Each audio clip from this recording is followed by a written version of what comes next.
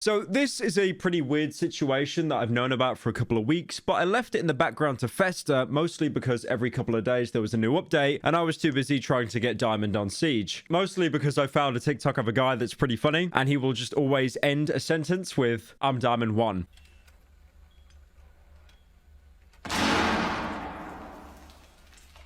I'm Diamond 1. Holla at your boy! Mission successful.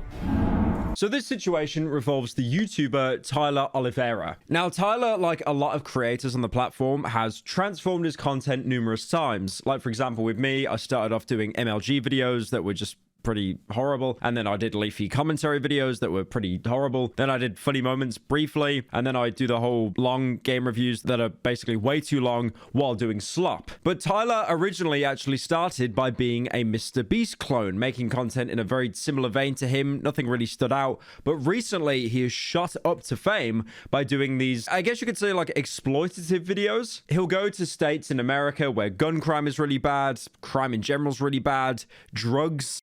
Basically, the mainstay of his content right now is to travel to somewhere in the world and then walk around and interview a bunch of people. If there's an awkward interaction, that's great. It's more content. Now, I've seen a lot of people call him out, basically saying he's exploiting because he just travels to an area, gets a bunch of views, and then leaves without really making any kind of impact. But I think regardless what you think of his content, there is definitely some level of effort there because, you know, most people, I mean, even me making this video, I'm just, you know, sat in my bedroom talking about it, as opposed to Tyler, who will actually travel out to locations and interview people. Whether you think it's good content or not, he at least does more than what 99% of channels would do anyway. And another thing to give him credit for is obviously the fact that he moved away from the Mr. Beast clone content, because there are way too many Mr. Beast clone channels. It's such a saturated market. The fact that he moved away from that into his own kind of niche, that's respectable. Like another YouTuber I can talk about, for example, there is Ryan Trahan. He would do these kind of Mr. Beast-esque challenges. I would still say he is a Mr. Beast type channel, but the content that he does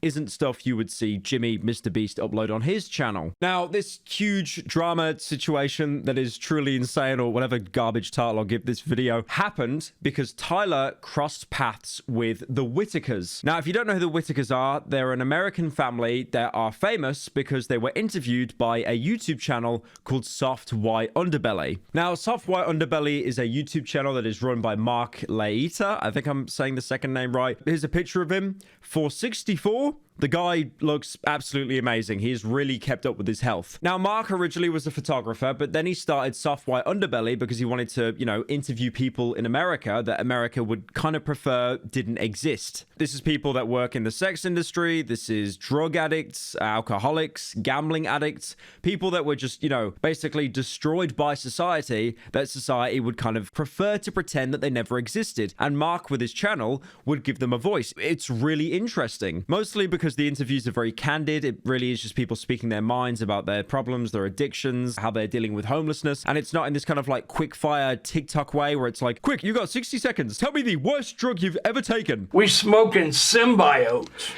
Soft White Underbelly was actually a channel that I was subscribed to for the longest time. I actually did have to unsubscribe from them recently because I go through my homepage and all I would see was just depressing interviews of people. Wasn't the best thing to wake up to, but that being said, a lot of the interviews that he will actually do a follow-up interview like a year later or a couple of years later, where most of the people, or at least some of them, have actually changed their entire life around. They've beat their addiction, they've finally found somewhere to live, and it's actually really cool following these people's journeys as they, you know, overcome a problem that they've found themselves in. Now, a group of people that Soft White Underbelly ended up meeting and interviewing is the Whitakers. Now, these guys became infamous overnight, mostly because of Mark's channel, because they're an American family that are completely inbred. And I'm not even saying that as a bit, like they are genuinely inbred. I think even third or fourth generation inbred. The point that they're all incredibly mentally handicapped. They can only perform basic actions.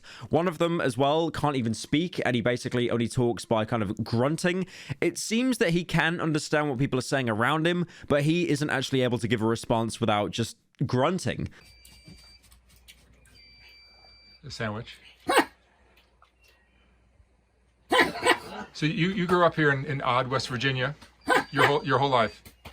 And this family that should really be getting like 24/7 care due to their disabilities, they were living in a shanty house. It looked absolutely disgusting. It was like the nicest apartment for $5 grand a month in London. So Mark from Soft White, he did some really nice things for them. He didn't just film, get his views and left. He actually invested time with the family. He actually took the family out to Walmart, I remember at one point, and basically paid for all of their groceries. And he even set up a GoFundMe for them. I've said a lot of times, YouTube is a flat circle. If one topic is talked about, 5 years later, it will be dug up and talked about again. And that was the same situation with the Whitakers. Mark made his original video around 3 years ago, and then Tyler took it upon himself to go and visit the Whitakers and do a similar kind of video. And when Tyler actually visited the Whitakers, he did bring up Mark and the Soft White Underbelly channel, and he mentioned how the ad revenue from the video and also the GoFundMe money, that should be enough to buy them a new house. So where is it? Well, apparently one of the Whitakers actually claimed in the video that they haven't seen any money from Mark. From my understanding, there's like, I don't know, $50,000 or $60,000 in there. Has Mark given you guys an update? No. Okay. When's the last time you guys have talked to Mark? I talked to Mark the other day. The other day? Okay. And this sounds really bad because it seems that the Whitakers have never actually been getting any money. And Mark, who is this, respectable photographer who runs a channel basically giving people that society wants to forget a platform. Well, what actually happened is Mark came forward and he made an entire video, unfortunately saying he did have to cut off the Whitakers from their money because they would just keep asking for more and more and more. Basically saying that if he didn't cut the Whitakers off from their own money, that they wouldn't have the money left to buy themselves a new house. It'd be impossible. And this would make sense because the Whitakers, they're obviously mentally handicapped, and if they had access to all of these hundreds of thousands of dollars, it probably would unfortunately disappear in an instant on probably food, basic necessities, and they might even buy in excess to the point that most of the food they buy would probably just rot. One comparison I could actually think of right now is there was this singer in the UK called Susan Boyle. Some of you might know who that is. She was this woman with autism and she became famous overnight, and she became a multi-millionaire because, she appeared, I think it was on The X Factor, did like a couple of hit songs, but she actually was not allowed access to more than £500 a week. She was even though she had millions in the bank, she was limited on what she could actually spend, because if she had access to all of that money, she probably was going to spend it all. I'm not saying that all autistic people are just going to blow all their money, by the way. I'm pretty sure there were more things in the background going on there, but it's just a good example to make. So after the way in Tyler's video it was spun that, Mike was basically using this family and not actually financially supporting them, Mike was a little bit annoyed, rightfully so, and he basically cut off contact with the family and refused to make any more content with them. If you look at the GoFundMe for the Whitakers now, you can see that only $18,000 were raised. I mean, it's still a lot of money, but if you go down into the description, you'll see that Mark has given a statement explaining where the funds have gone. He has transferred over $100,000 to the Whitakers over the last 2-ish years and showed what appears to be legitimate bank statements. So this caused a little bit of a schism, and then Tyler did a follow-up video which he has now deleted, basically asking the same question: Mark, what happened with the money? Where is the money? Now, I asked Betty what's going on with the money. She says, Mark says we've run out of money. What house? What do you mean, basically? So I uploaded this to my video and I open-endedly asked Mark, what's going on with the GoFundMe? Where's the money? I did not accuse him of doing anything. I did not call him names. I merely asked the question I myself was curious about, and thousands of other people in Mark's own channel have asked him, and I would imagine that includes many people who have donated to the cause, which is to help buy them a new home. Now, if we go down into Tyler's GoFundMe that he made for the Whitakers after Mark's GoFundMe, you can actually see that there has been a huge update. So this was only posted yesterday. I've refunded the GoFundMe donations you guys have donated to the Whitakers. It has come to light that $150K in Mark's GoFundMe donations has actually gone towards funding BJ's son's drug addiction, which is one of the Whitaker family. I offered to buy the house at home, but they did not want to move. I paid the down payment for 2 separate modular homes, but both companies backed out of the deal. The first due to unwillingness to work with the family, the second due to unwillingness to be part of this internet nonsense. I do not want your money to go towards crack or meth. At a certain point, there is such a thing as toxic charity. I do not want to inadvertently fund an overdose or buy these people things that end up getting sold for drugs. Upon watching Mark's video where BJ lies about the death of his father to get more money to buy drugs,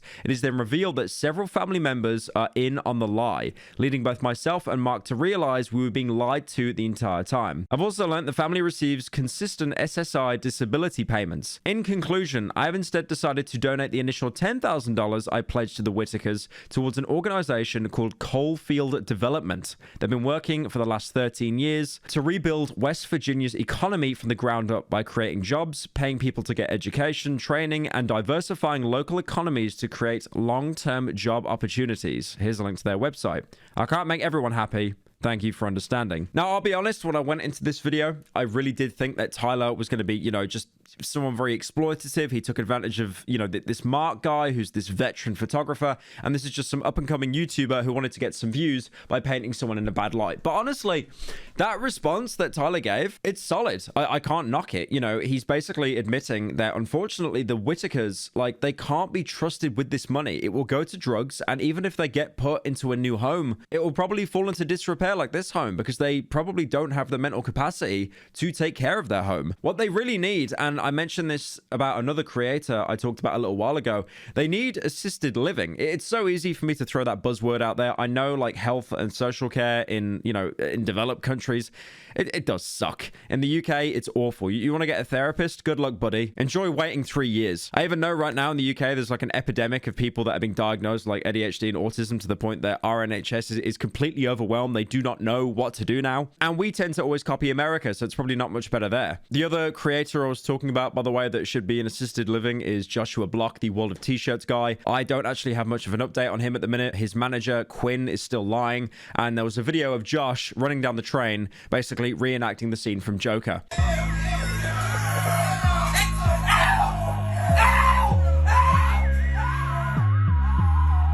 But yeah, I mean, Tyler's pretty cut and dry here. He gave money, Mark gave money, and unfortunately, they were both taken advantage of. So he dealt with this in a very respectable, a very mature way. So what is my big take? What is my conclusion on this situation? Tyler, can you bring back the spoon videos, please? You know the videos you made where you dug out of prison with a spoon? Can you do that again? I remember when you used to stream that. They were good videos. You should bring them back.